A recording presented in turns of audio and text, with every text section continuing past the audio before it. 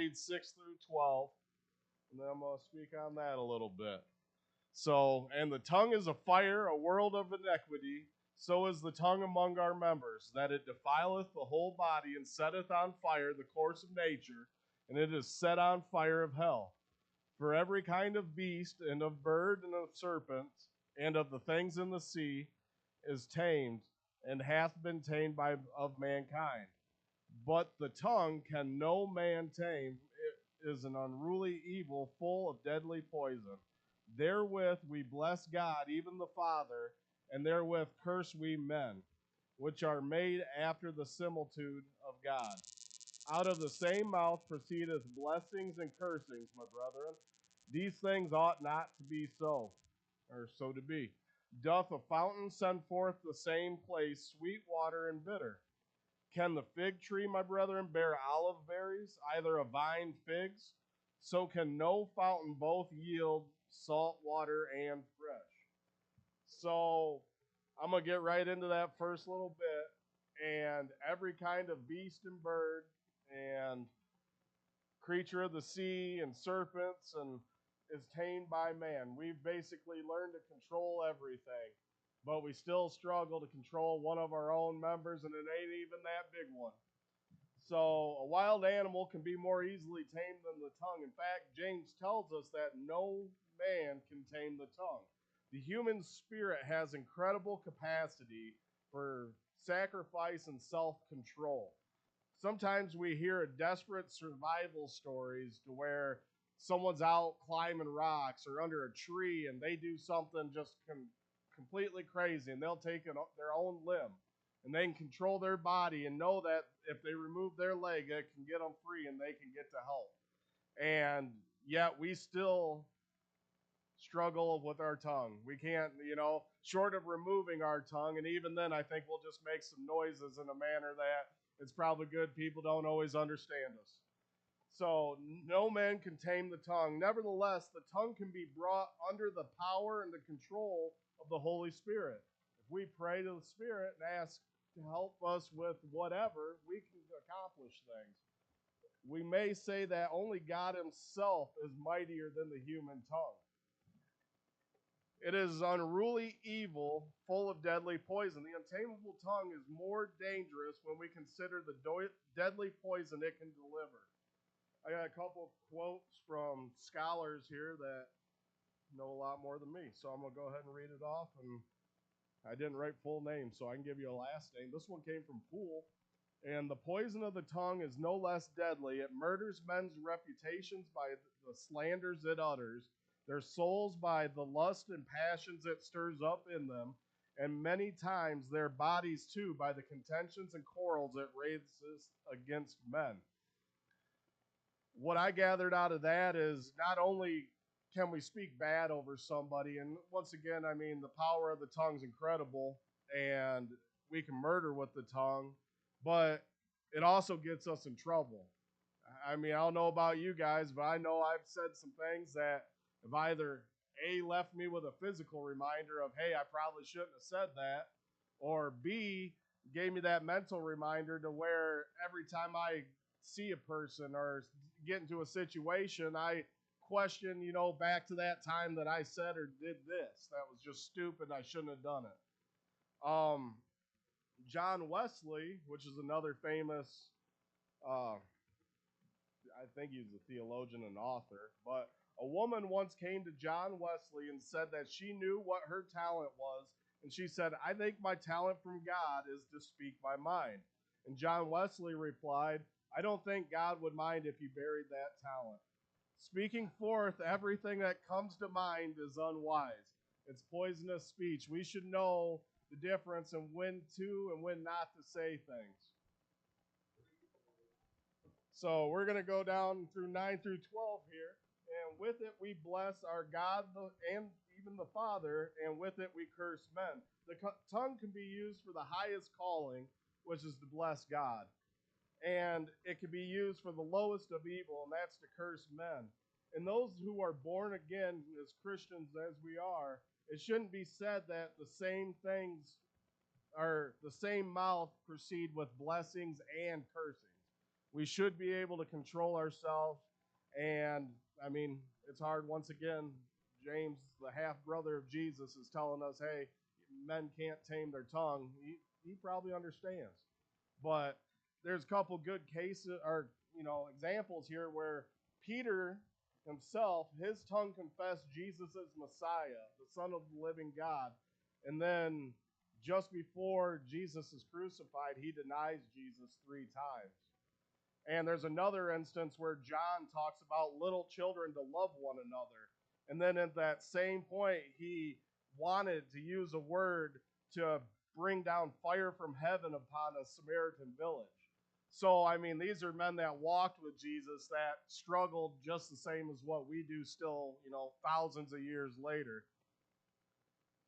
These things ought not to be so. Our speech should be consistently glorifying to God. We shouldn't use one vocabulary or one tone speaking at church and a different one at home or on the job. Like a spring of water, our mouths shouldn't send forth fresh and bitter water from the same opening. What is said in here, how you act in here, should not be a front.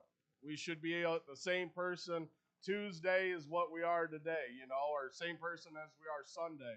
And there should never be a question. Once again, we should stick out like a city on top of a hill. We should not be able to be hid, and people should recognize us by our love for one another. And also, in the manner that we're able to speak to one another, should go into the world. And we don't have to know a person to speak well to them. I got lucky enough that I had a guy at work come up and say something to me the other day I really enjoyed. We have a new kid that's 20 years old, and I remember my mouth at 20 years old. It wasn't too different, 5 years ago. But he came up and said something, and the guy looked at him and was talking back, and the guy went, yeah, well, I went to say something to Craig, and, he doesn't really get fired up. He doesn't swear or anything else. And the guy looked at him and said, yeah, you should have met him 2 years ago.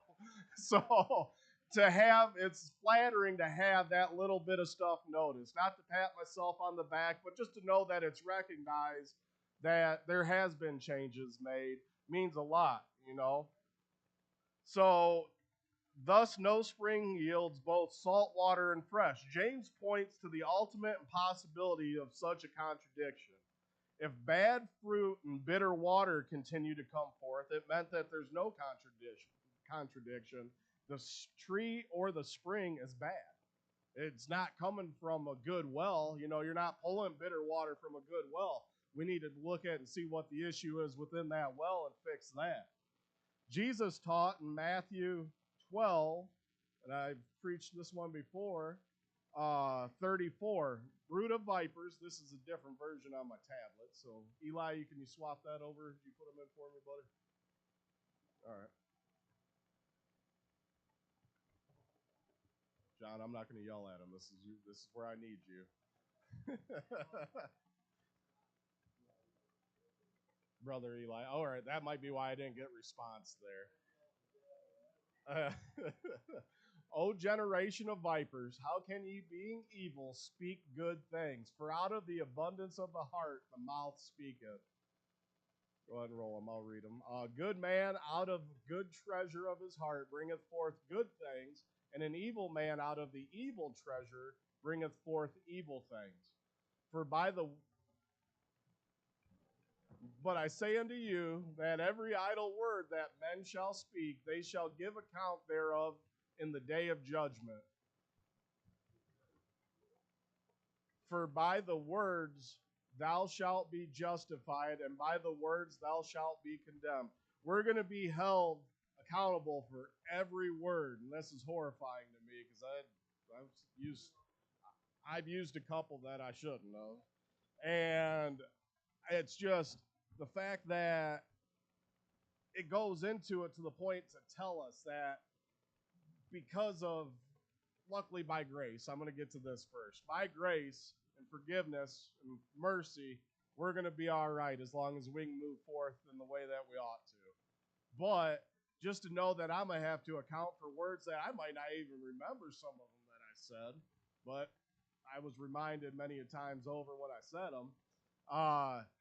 It's just scary to me because, man, we're all guilty of it. We've all said something. And once again, it doesn't mean you swear. It could have just been something you said about somebody that you probably could have held to yourself. And then you could have just took that thought and balled it up and cast it into the abyss and been all right there too. So, can a fig tree, my brother, bear olive? It would be a monstrosity, a thing to be wondered at and stared at as an unnatural and absurd if a fig tree started bearing olive berries. And it is just as unnatural for a Christian to live in sin. Can he so live as to bear the fruits of iniquity instead of the fruits of righteousness? God forbid that it should be so. And that's Charles Spurgeon, who's another notorious, this is another quote from him. Unless you are regenerated, born from above by a new and heavenly birth, you are not Christians. Whatever you may be called, don't beat me up for this. If you can find him, he's somewhere well beyond past at this point. But you can have this conversation with him one day, okay? So whatever you may be called, and you cannot produce the fruit which is acceptable to God any more than a fig tree can produce olive berries. This is my closing. You can label a fig tree an olive tree, but that doesn't make it an olive tree. You can trim a fig tree to look like an olive tree. That still doesn't make it an olive tree. You can treat a fig tree like an olive tree, still not an olive tree. You can surround a fig tree with many olive trees. It still doesn't make it an olive tree. And you can transplant that fig tree to the Mount of Olives, and that will not make it an olive tree. We need to speak and bear the same fruit of the tree that we are. And in that tree, we need to be recognized as Christians.